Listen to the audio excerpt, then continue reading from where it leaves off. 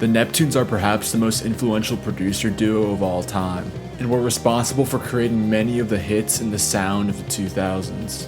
But what was the duo's process for shaping their iconic sound? Well, in today's video, I'm going to be going over how the Neptunes made their hits. The journey of Pharrell and Chad Hugo starts with their high school band where they met each other. It's crazy, man. I can just see myself sitting on those bleachers right now. Pharrell was at a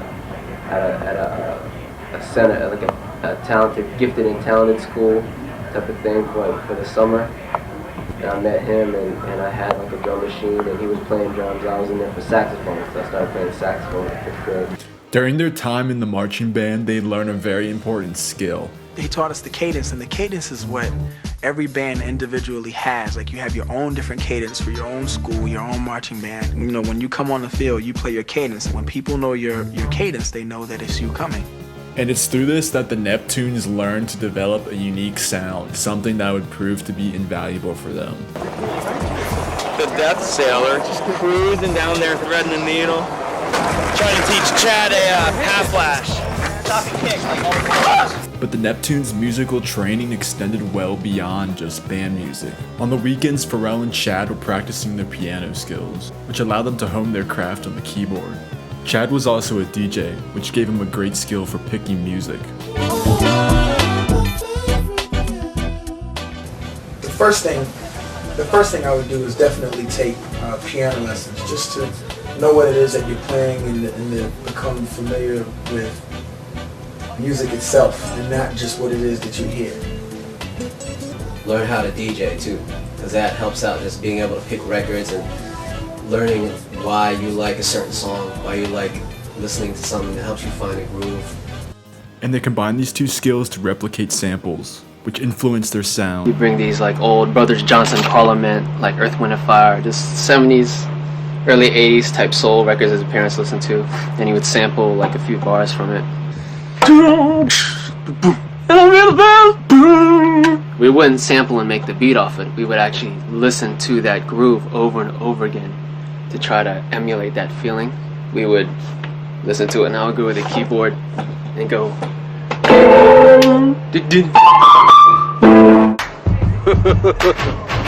You know, that's the first time I've done that. Is that everybody walks around doing that crap? See, I'm actually not from Virginia. Now, when recreating these classic records, of course Pharrell and Chad didn't have all the proper instruments to fully recreate them. Instead, they relied on the popular keyboards of the time and their digital sounds. And by doing this, the Neptunes essentially created a new style, one that had the musicality of classic records, but the futuristic sonics of the emerging keyboards of the time, which is something that really made their beats stand out to listeners. It just bugs me out because like the elements to me are like very like acoustic sounding, but like I know you program it, you know what I mean? Like it kind of tripped me out. Like I just. Well, we like for shit to sound real. In particular, things like programmed guitars really made the Neptunes beats stand out. And you played all the guitars on there? Cause you guys don't like you have a thing right now, sampling or whatever, or. No, we program it. See, I'm a non-landing trick bitch. Equally as important as their sonics was the Neptunes' workflow.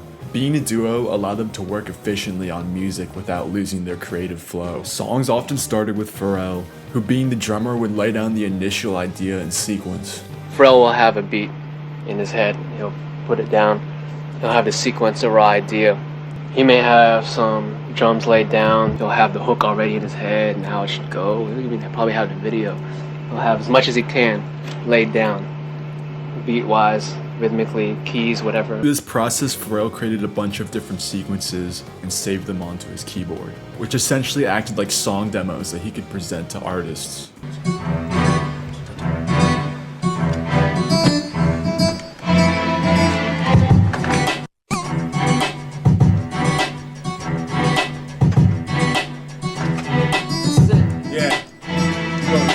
Last night, you've been putting a better.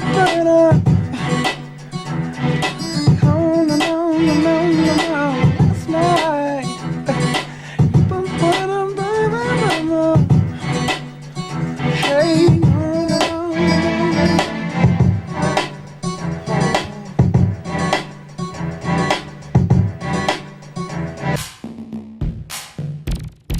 But Pharrell wasn't just making beats. Most of the time, he was heavily involved in the songwriting process. Because Pharrell could sing, it allowed him to vocal coach artists through the entire song. Let's fly away, speeding through the garden of Eden, where all that's sweet and breathing and love surrounds. Okay. Garden of Eden, where all the sweet and breathing and love surrounds. Do it on the second one. Yep. On the first one. In the second one. Yeah. From that point, Chad would come in as another producer. He would make arrangement changes, add new parts, and write new sections of the song. And then I'll hear it, and I'll try to lace it. To me, I consider myself like a band, you know what I mean? Like, you got a song, let me be your band. I'll fill it in what I can, make it sound good. Does the double chorus on the Explorer bridge right there. That's I want the song to go up, you know what I mean? Okay. That's all. That's not piano.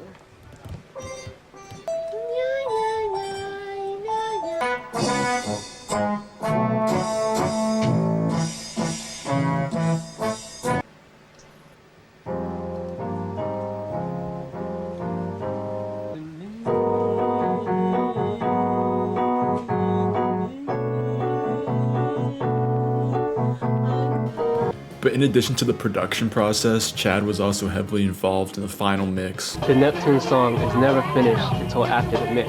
You know how just as a conductor would bring up strings or turn this down, it's kind of like bring in the bass line, bring down the bass line, and then you have somebody in the middle as a soloist. Just like a violin virtuoso would be playing a solo. Ice Cube's in the middle on a mic. So if he says something, if I hear him say something I like, I'll mute everything to bring out what he's saying. So I mute it out. And it's the combination of these two abilities that made the Neptunes an unstoppable production force and allowed them to dominate the music industry in the 2000s. That's all for this video. If y'all enjoyed it, please consider subscribing or joining as a member to support the channel, and I'll see y'all in the next one.